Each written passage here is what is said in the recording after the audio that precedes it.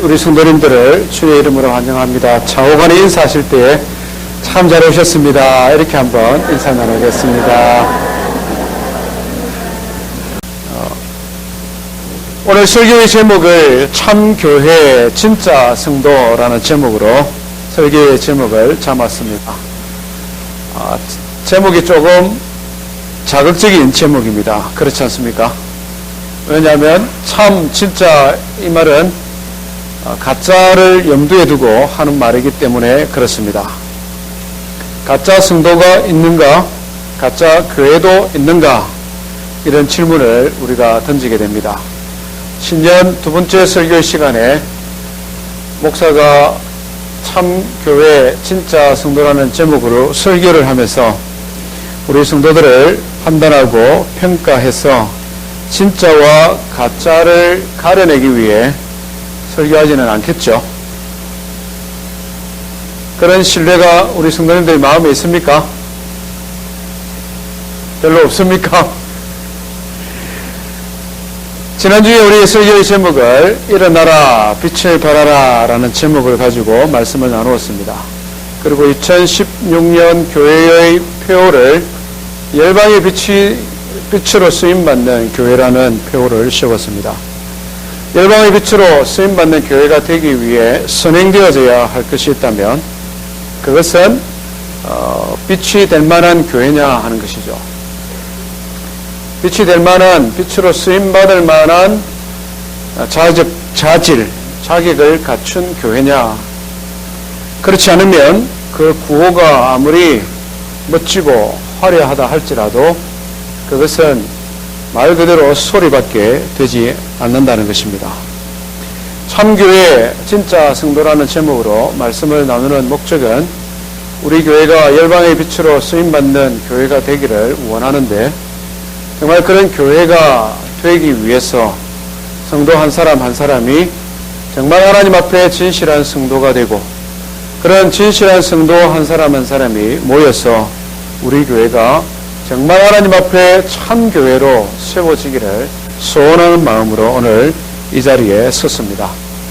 2016년 동안 이 주제를 가지고 늘 하나님의 말씀을 묵상하며 먼저 우리 개개인이 하나님 앞에 진실된 성도가 되고 우리가 모여서 교회 공동체를 하나님이 기뻐하는 진짜 교회, 열방의 빛으로 쓰임받는 교회 세워가기를 주님의 이름으로 축원드립니다. 오늘 이 시간에는 그렇다면 어떤 교회가 또 어떤 성도가 진짜 교회고 진짜 성도인지 에베소서 말씀을 통해 함께 살펴보기를 원합니다. 에베소서 1장 3절부터 6절 말씀을 우리 한 목소리로 한번 같이 읽겠습니다. 에베소서 1장 3절부터 6절 한 목소리로 같이 읽습니다. 시작. 찬송하리로다 하나님 곧 우리 주 예수 그리스도의 아버지께서 그리스도 안에서 하늘에 속한 모든 신령한 복을 우리에게 주시되 곧 창세전에 그리스도 안에서 우리를 택하사 우리로 사랑 안에서 그 앞에 거룩하고 흠이 없게 하시려고 그 기쁘신 뜻대로 우리를 예정하사 예수 그리스도로 말미암아 자기의 아들들이 되게 하셨으니 이는 그가 사랑하시는 자 안에서 우리에게 거저 주시는 바 그의 은혜의 영광을 찬송하게 하려는 것이라. 아멘. 짧은 말씀입니다마는 교회란 무엇인가, 교회로 우리를 불러주신 목적이 무엇인가 하는 것을 너무나 선명하게 기록하고 있는 말씀입니다. 첫 번째로 교회란 무엇인가 하는 것을 먼저 우리가 살펴보기를 원하는데요. 교회라는 단어, church, 영어로서는 church를 사용하는데 헬라어에서는 에클레시아라는 단어를 사용합니다. 신약 성경에 111번 구절에 기록이 되어졌고 114번 묘사되어지고 있습니다. 에클레시아. 우리가 잘 아는 대로 마태복음 16장 18절에 예수님께서 친히 하신 말씀이죠. 내가 이 반석 위에 내 교회를 세우려니 말씀하셨습니다. 내 교회를 세우려니. 그때 사용되어진 단어가 에클레시아. 이 헬라어 에클레시아 이 단어 자체가 교회란 무엇인가 하는 것을 우리에게 선명하게 가르쳐 줍니다. 이것은 칼레오라는 클레시아라는 원어죠. 칼레오라는 단어 앞에 접두어 에크가 붙었습니다. 그래서 에클레시아 이 말은 에크와 칼레오 이 두 단어가 붙었는데요. 칼레오라는 뜻은 무슨 뜻이냐면 부름을 받다 이런 뜻입니다. 불러내다 이런 뜻입니다. 부름을 받다, 불러내다. 에크는 바깥쪽으로, 밖으로 이 뜻입니다. 그래서 이 에클레시아라는 말은 밖으로 불러내다 이런 뜻을 가지고 있습니다. 밖으로. 어디 밖으로 불러냈겠습니까? 세상 밖으로. 예. 세상 밖으로. 죄로부터. 세상이 죄로 오염되고 타락했기 때문에 하나님께서 그 세상 밖으로 불러낸 자들이 교회라는 것입니다. 죄로 오염되고 범죄하고 타락한 세상은 하나님의 진노 아래에 놓여 있기 때문에 하나님의 진노에서 밖으로, 하나님의 심판에서 밖으로 불러낸 자가 바로 교회다 이 말입니다. 우리 좌우에 한번 인사 나눕시다. 세상에서 불러낸 자들입니다. 이렇게 한번 인사합시다. 누가 그렇다고요? 예, 우리가 그렇다. 우리가 세상에서 불러낸 사람들이다. 간단히 불러낸 것이 아닌 것 같습니다. 오늘 우리가 읽은 사절 말씀해 보니까 창세전에 그리스도께서 우리를 택하사 이렇게 말씀합니다. 창세전에 세상이 창조되어지기 전에 하나님께서 우리를 택했다. 5절 말씀해 보니까 그 기쁘신 뜻대로 우리를 예정하사 이렇게 표현합니다. 하나님께서 미리 계획을 해서 우리를 불러내었다. 11절 말씀 우리 한번 같이 읽어보겠습니다. 11절입니다. 시작. 모든 일을 그의 뜻의 결정대로 일하시는 일의 계획을 따라 우리가 예정을 입어 그 안에서 기업이 되었으니. 여기 보면 그의 뜻의 결정을 따라, 그가 누굽니까? 하나님이시죠. 하나님께서 뜻을 세우시고 계획을 세우셔서 그것을 실천에 옮기신 것이 바로 우리다 하는 것입니다. 이 자체만으로도 얼마나 놀라운 일인지 모릅니다. 하나님께서 천지를 창조하실 때 우리가 온 우주를 바라보며 얼마나 신비롭습니까? 그런데 천지 창조하시기 전에 이런 말씀을 주지를 않습니다. 천지 창조하시기 전에는 하나님께서는 그냥 말씀으로 천지를 창조하셨습니다. 하나님의 뜻, 하나님의 예정, 하나님의 계획을 우리에게 가르쳐 주지 않습니다. 그런데 이 못난 우리를 구원하시기 위해 하나님께서는 창세전에 말씀으로 천지가 창조되어지기 전에 계획하시고 예정하셔서 하나님의 때에 하나님의 방법으로 우리를 불러 구원해 주셨음을 믿으시기를 바랍니다. 우리 한 치 앞을 바라볼 수 없는 인생이 창세전에 우리를 불러 구원해 주셨다는 것을 이해할 수 없습니다. 도무지 이것은 상상이 안 되는 부분입니다. 이것은 전적인 하나님의 말씀 속에 믿음으로 고백하는 것입니다. 그렇다면 우리가 얼마나 소중한 존재냐 하는 것은 너무나 분명해집니다.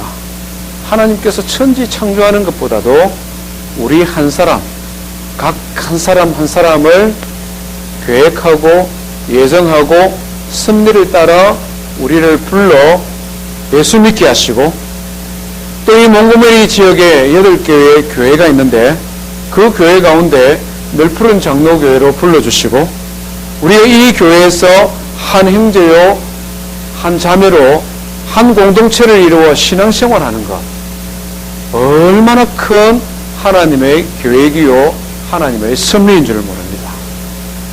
그래서 성도가 소중한 것입니다. 함께 신앙생활하는 우리 한 사람 한 사람이 정말 소중한 것입니다. 하나님께서 우리를 특별한 목적을 가지고 계획하시고 불러셔서 2016년 1월 10일 날 한 자리, 그것도 내 옆에 앉아서 예배하게 했으니 얼마나 소중한 존재입니까? 우리 한 번 더 인사할까요? 참 소중한 분입니다. 이렇게 한번 인사합니다.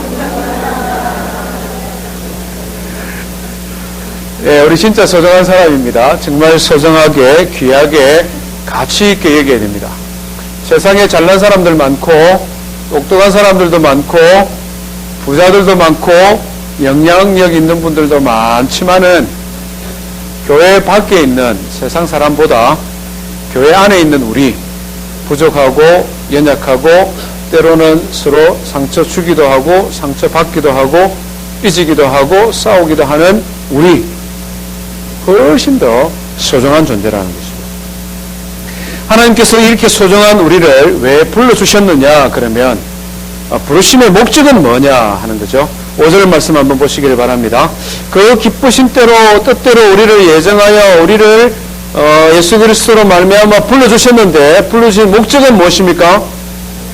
자기의 아들들이 되게 하셨으니 하나님께서 우리를 불러주신 것은 하나님의 아들과 딸이 되게 하기 위해 불러주셨다. 7절에서는 또 다르게 표현합니다.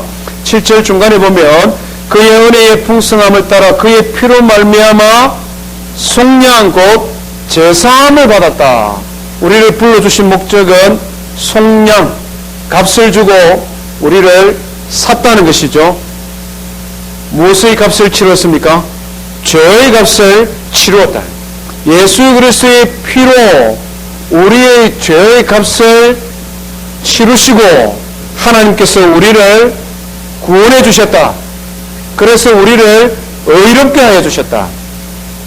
하나님이 나는 한 게 아무것도 없는데 예수 그리스도의 피로 말미암아 그 피로 값주고 우리를 사서 세상에서 사서 불러내어서 거룩하게 해주셨다. 하나님께서 우리를 부르신 첫 번째 목적은 거룩하게 하기 위함입니다. 거룩한 하나님의 자녀로 만들기 위함입니다. 이것을 신학적인 용어로는 칭이다 이렇게 이야기하죠. 칭의. 우리는 세상 가운데 죄 가운데 살았는데 하나님께서 우리를 그곳에서 불러내어서 이제부터는 나의 아들이요 나의 딸이다. 내가 거룩하니 너희도 거룩하다. 나의 아들과 딸이 되었으니 이제부터 너희는 죄가 없다. 죄가 없다. 칭의. 하나님께서 재판자가 되시고 하나님께서 심판관이 되시기 때문에 하나님께서 죄 없다 하면 뭡니까? 죄 없는 겁니다. 하나님이 재판관이시니까. 우리를 거룩하여 하나님 앞에 아들과 딸, 거룩한 사람 되게 하는 것, 첫 번째 부르심의 목적이다. 두 번째는요, 그냥 그렇게 부르는 것으로 끝나는 것이 아니라, 그냥 불러주는 것으로 끝나는 것이 아니라, 진짜 죄를 멀리한 죄 없는 사람으로 만들어주시고자 우리를 불러주셨다. 1장 4절 다시 한번 읽어봅니다. 시작. 창세전에 그리스도 안에서 우리를 택하사 우리로 사랑 안에서 그 앞에 거룩하고 흠이 없게 하시려고 이 단어가 중요합니다. 하시려고 하나님께서 뜻을 세웠는데 그 뜻 하나님의 계획 안에는 앞으로 죄 없다고 인정해 줄게 그것으로 끝나는 것이 아니라 인정해 줄 뿐만 아니라 죄악투성인 우리를 죄가 없는 거룩한 사람이 되게 하시려고 죄 없는 사람으로 우리를 만들어 주시는 것, 실제 죄 안 짓는 사람으로 우리를 변화시켜 주시는 것, 구원의 목적입니다. 데살로니가전서 5장은 이것을 좀 더 분명하게 설명을 하는데 제가 한번 읽어보겠습니다. 평강의 하나님이 친히 너희로 온전히 거룩하게 하시고 너희 온 영과 혼과 몸이 우리 주 예수 그리스도 강림하실 때에 흠없게 보존되기를 원하노라. 너희를 부르시는 이는 미쁘시니 그가 또한 이루시리라. 이루시리라. 얼마나 능력 있는 말씀인지 모릅니다. 하나님께서는 우리를 죄 없다고 인정해 주실 뿐만 아니라 우리를 거룩하고 흠이 없는 하나님의 진짜 아들처럼 만들어 주겠다. 내가 만들어 가겠다. 내가 너를 그렇게 변화시켜 가리라. 하나님이 그렇게 하실 것이다. 이것이 구원입니다. 하나님께서 우리를 죄 없다 인정해 주실 뿐만 아니라 죄 없는 사람으로 빚어 가시는 것. 이것이 하나님의 계획이요 하나님의 예정이다 하는 것입니다. 우리 사람들은 계획 세운 대로 다 안 됩니다. 능력이 없어서도 안 되고 게을러서도 안 되고 나는 능력도 갖추고 열심히 노력하는데 주변의 환경이 뒷받침해 주지 않으면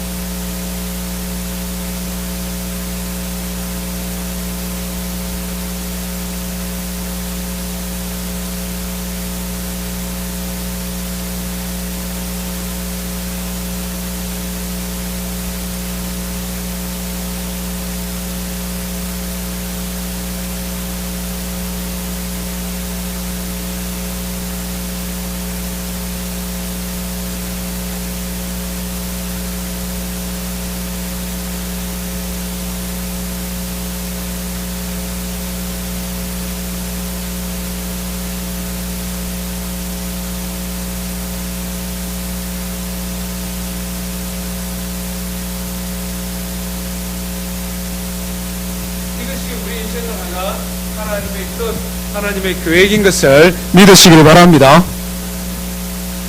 내가 신앙생활을 했는데 10년, 20년, 30년이 되었는데 전혀 변화가 없다. 전혀 변화가 없다. 여전히 죄악 가운데 그대로 있다. 점검해 봐야 됩니다.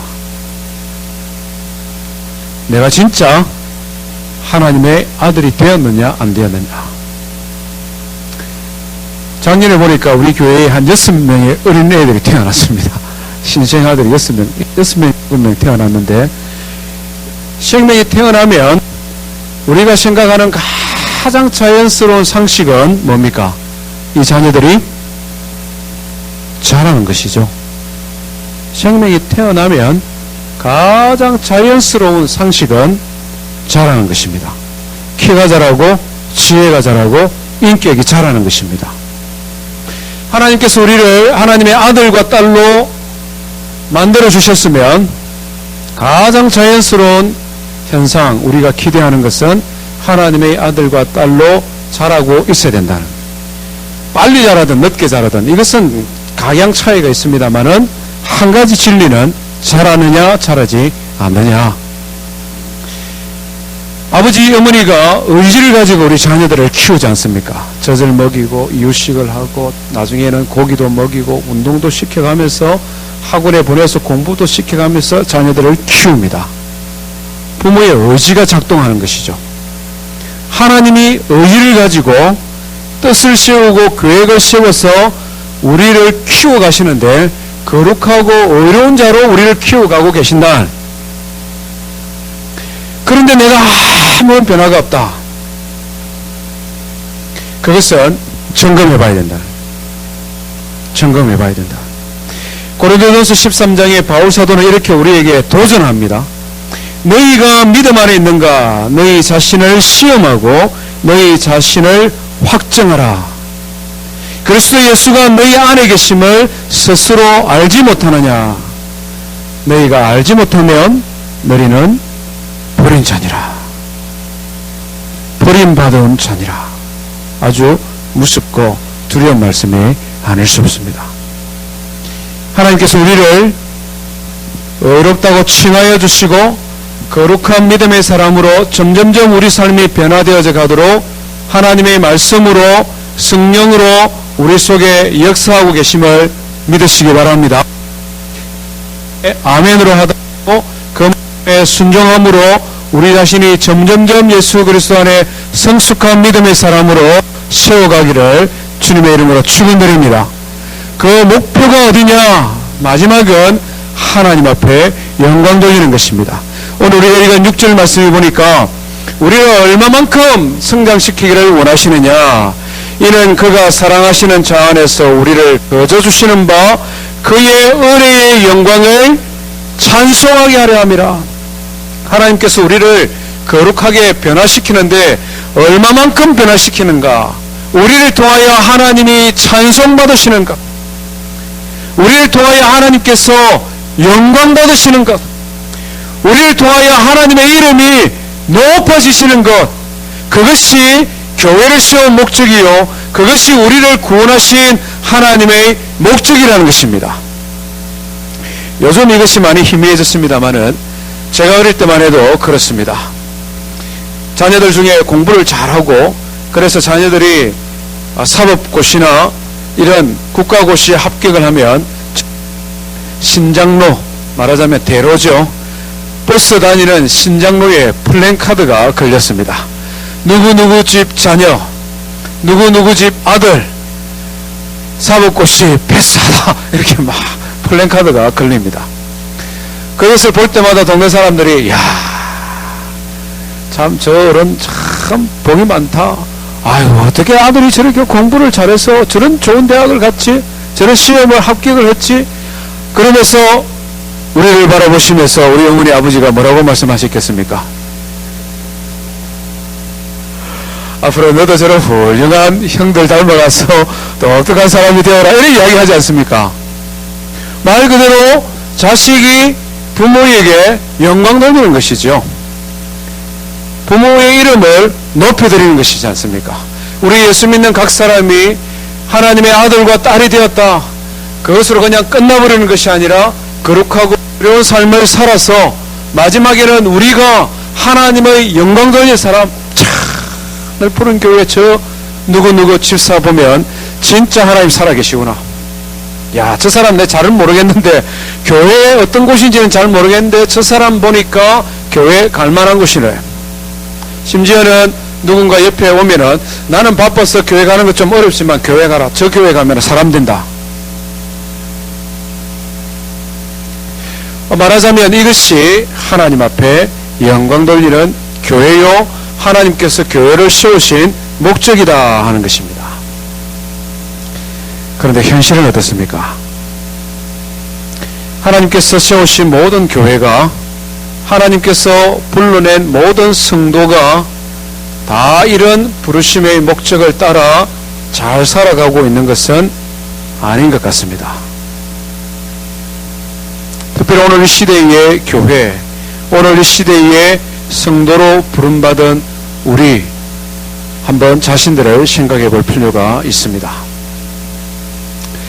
마태복음 13장은 예수님께서 하신 말씀인데요, 예수님께서 부활 승천하시고 난 다음에 세워질 교회 시대에 교회가 어떤 모습을 가질 것인가에 대한 비유의 말씀입니다.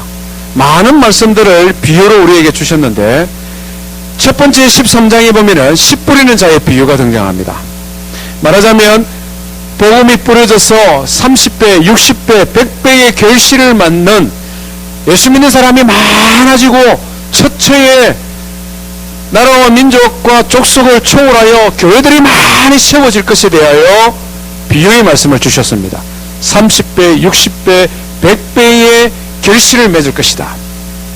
그 비유가 딱 끝나고 나면 24절부터 또 다른 비유의 말씀을 들으시는데 그 비유의 말씀은 알곡과 가라지의 비유입니다. 우리 마태복음을 한번 펼쳐보십시오. 마태복음 13장 24절부터 30절입니다. 마태복음 13장 24절부터 30절 말씀 우리 한 목소리를 같이 읽어봅니다. 시작. 예수께서 그들 앞에 또 비유를 들어 이르시되 천국은 좋은 씨를 제밭에 뿌린 사람과 같으니 사람들이 잘 때에 그 원수가 와서 곡식 가운데 가라지를 뿌리고 갔더니 싹이 나고 결실할 때에 가라지도 보이거늘 집주인이 종들이 와서 말하되 주여 밭에 좋은 씨가 뿌리지 아니하였나이까? 그런데 가라지가 어디서 생겼나이까? 주인이 이르되 원수가 이렇게 하였구나. 종들이 말하되 그러면 우리가 가서 이것을 뽑기를 원하시나이까? 주인이 이르되 가만두라. 가라지를 뽑다가 곡식까지 뽑을까 염려하노라. 둘 다 추수 때까지 함께 자라게 두라. 추수 때에 내가 추수꾼들에게 말하기를 가라지는 먼저 거두어 불사르게 단으로 묶고 곡식은 모아 내 곡간에 넣으라 하리라. 아멘. 마지막 세대의 교회의 모습입니다. 그 이후에도 겨자씨와 누룩의 비유, 그리고 거물의 비유, 감추의 비유들이 많이 등장하는데 교회 시대, 오늘 우리가 살아가는 이 시대 교회의 모습에 대한 비유의 말씀입니다. 뭡니까? 하나님께서 세우신 하나님의 밭, 하나님의 집, 하나님의 교회 안에 다 씨앗을 뿌렸는데 알곡이 생기는가 하면 가라지도 있을 것이다. 생길 것이다. 주인이 원하지 않았습니다. 하나님이 원하지 않으셨다는 거예요. 하나님께서 원하지 아니하셨다. 하나님은 거룩하고 의롭고 하여 하나님께 영광 돌리는 존재가 되도록 의도하시고 계획하셨는데 왜 가라지들이 생기느냐? 원수가 그렇게 하였도다. 악한 마귀가 그렇게 하였도다. 종들이 뽑아버릴까요? 그러니 주인 하시는 말씀이 뭡니까? 그대로 두어라. 알곡도 다치게 되니 그대로 두어라. 언제까지 그대로 두어라? 추수할 때까지. 주님의 심판 때까지 그대로 두어라. 그래서 교회 공동체 안에는 알곡도 있고 가라지도 있고 그것이 끝까지 주의 재림할 때까지 있을 것이다. 마태복음 7장에는 조금 더 무거운 비유의 말씀을 주십니다. 거짓 선지자와 거짓 교사를 조심하라 라고 말씀하시면서 예수님께서 이렇게 말씀합니다. 나더러 주여 주여 하는 자마다 다 천국에 들어갈 것이 아니요 다만 하늘에 계신 내 아버지의 뜻대로 행하는 자야 들어가리라. 그날에 많은 사람이 나더러 이르되 주여 주여 우리가 주의 이름으로 선지자 노릇하며 주의 이름으로 귀신을 쫓아내며 주의 이름으로 많은 권능을 행하지 아니하였나이까? 누굽니까? 거짓 선지자요 거짓 교사입니다. 평범한 성도들이 아니라 교회의 영적인 리더들입니다. 황존직 직분자들입니다. 목사입니다. 장로입니다. 그래서 큰 권능을 가지고 하나님의 말씀도 전하고 귀신도 쫓아내고 주의 이름으로 크고 작은 이적까지 행하는 은사를 가진 능력도 있습니다. 리더들이라는 것이죠. 그런데 주님께서 뭐라고 말씀합니까?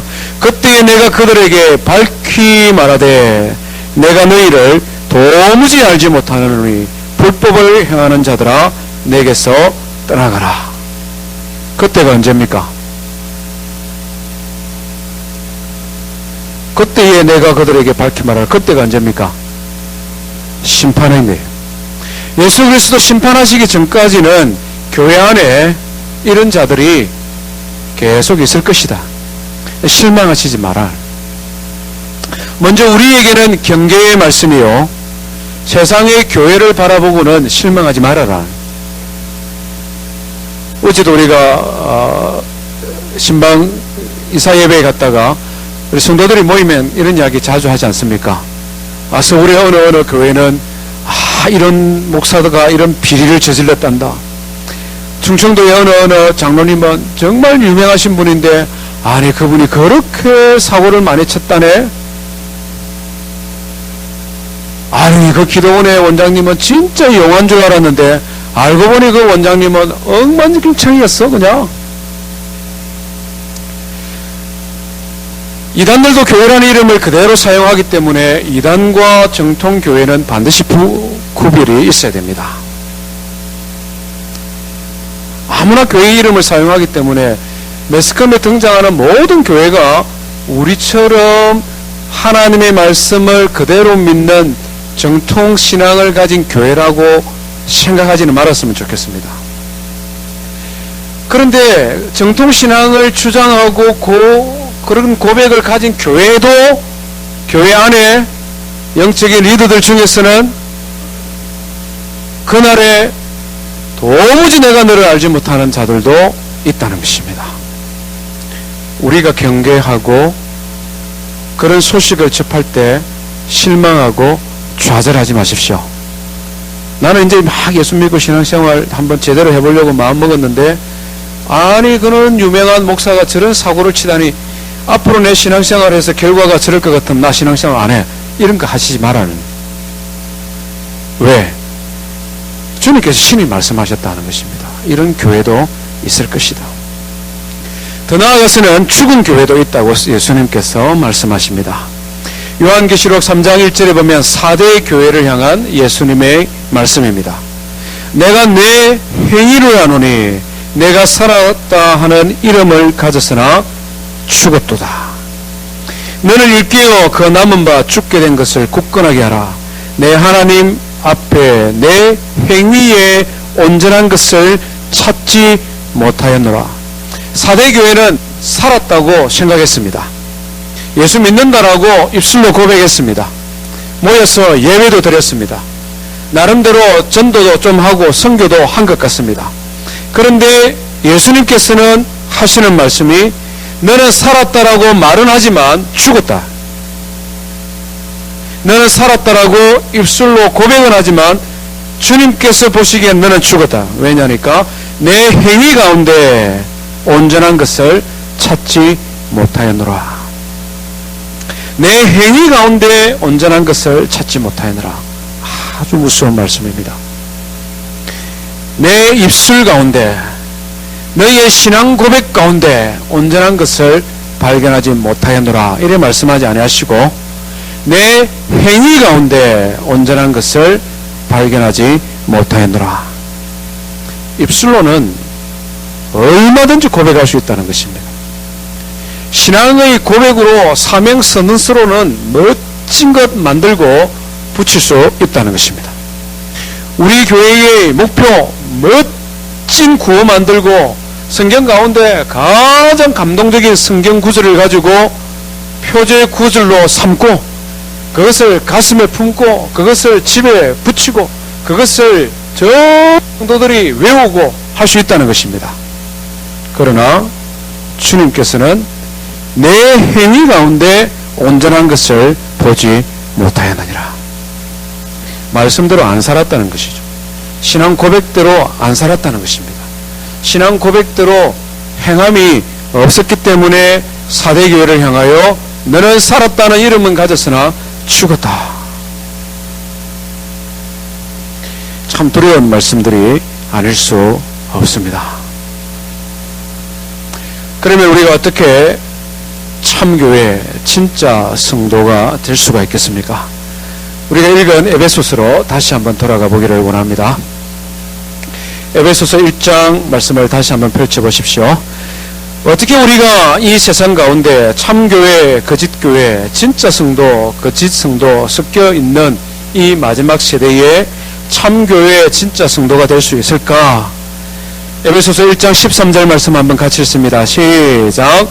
그 안에서 너희도 진리의 말씀 곧 너희의 구원의 복음을 듣고 그 안에서 또한 믿어 약속의 성령으로 인치심을 받았으니. 우리가 진짜 성도가 되는 길은 너무나 분명합니다. 너무나 간단합니다. 너무나 선명하게 주님께서 우리에게 가르쳐 주셨습니다. 그것이 무엇입니까? 너희가 진리의 말씀 곧 너희의 구원의 복음을 듣고 구원의 복음을 듣고 하나님의 진리의 말씀을 듣고 마음으로 믿어 입으로 고백하는 것입니다. 진리의 복음이라는 것이 무엇입니까? 진리의 복음이라는 것이 무엇입니까? 나는 세상이었고, 나는 세상 가운데 살았고, 나는 세상에서 세상 사람들이 살아가는 방식으로 그대로 살았습니다. 그래서 그것이 죄인 줄도 모르고 살았습니다. 그런데 하나님의 말씀의 진리에 비추어 보니 나는 허물과 죄 가운데 있었습니다. 허물과 죄 가운데 있는 나를 구원하시기 위해 하나님의 한 분 아들, 하나님의 하나밖에 없는 예수 그리스도, 그분이 나를 대신하여 십자가에 달려 죽으셨습니다. 예수가 십자가에 달려 죽었다는 이야기들은 옛날부터 들었는데 나와 전혀 관계없는 것인 줄 알았는데, 이제 내가 하나님의 말씀을 들으면서 그 십자가의 죽으심이, 그 십자가에서 못 박히심이 바로 나를 대신하여 죽으신 것을 내가 들었습니다. 그래서 내가 이제 그것을 나의 마음으로 믿고 내가 입술로 고백하기를 원합니다. 주님, 내가 예수 그리스도를 나의 주와 그리스도로 모십니다. 이것이 복음이죠. 이것이 하나님의 아들 되는 유일한 방법입니다. 베드로 사도가 설교했지 않습니까? 천하 세상에 다른 이로서는 구원을 얻을 수 없나니 구원을 얻을 만한 이름을 우리에게 주신 적이 없느니라. 세상의 모든 종교는 착한 일 많이 해야 됩니다. 조상 잘 섬겨야 됩니다. 묘를 잘 써야 됩니다.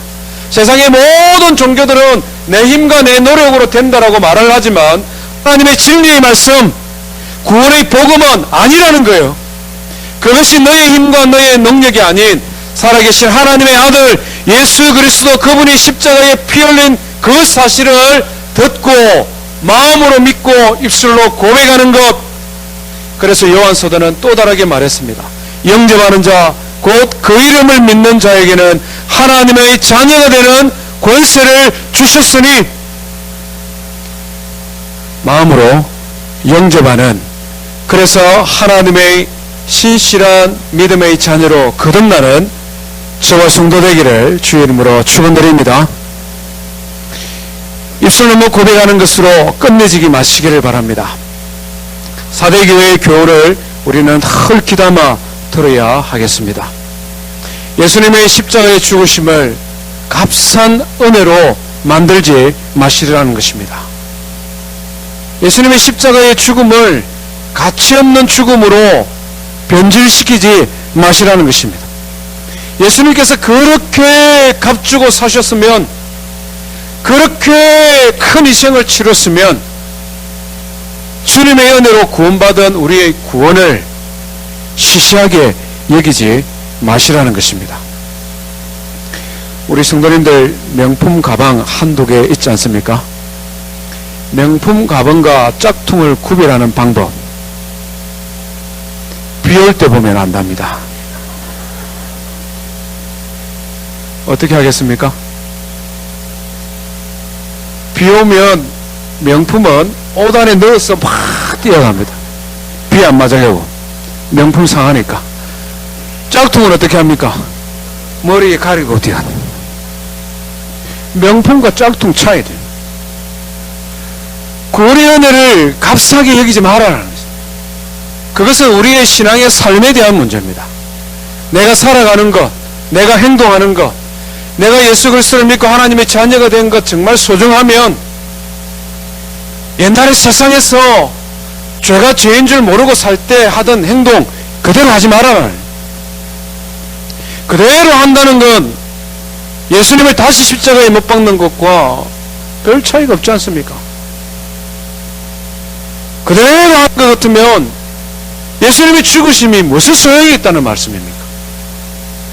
예수님께서 그런 값을 치르고 나를 구원하여 아들과 딸이 되게 했으면 이제 아버지 하나님을 기쁘시게 하는 삶을 살아야 되지 않겠느냐 하는 것이죠.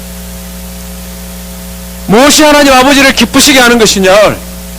내가 먼저 하나님 앞에 구별된 삶을 살고, 내가 하나님 앞에 변화된 삶을 살고, 그것이 더 나아가서 교회 공동체 안에서 드러나게 되고, 더 나아가서 예수 믿지 않는 세상 사람들과의 관계 속에, 만남 속에, 그들과 대화 속에 내가 예수 그리스도의 피로 구원받은 자녀로 변화되어지는 것, 그것이 얼마나 대단한 변화냐, 얼마나 좋은 변화느냐.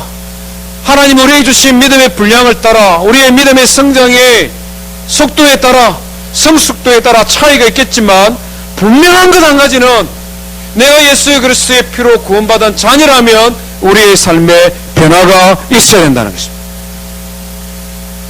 그것이 우리의 완전한 구원이요 온전한 구원이라는 것입니다. 2016년 우리가 열방의 빛으로 쓰임받는 교회가 되기를 원합니다. 우리 개인이 하나님 앞에 진실된 성도의 삶이 되고, 그런 성도 한 사람 한 사람이 모여서 이 교회 공동체가 진짜 교회, 하나님 앞에 영광 돌리는 교회 세워가기를 주님의 이름으로 축원드립니다.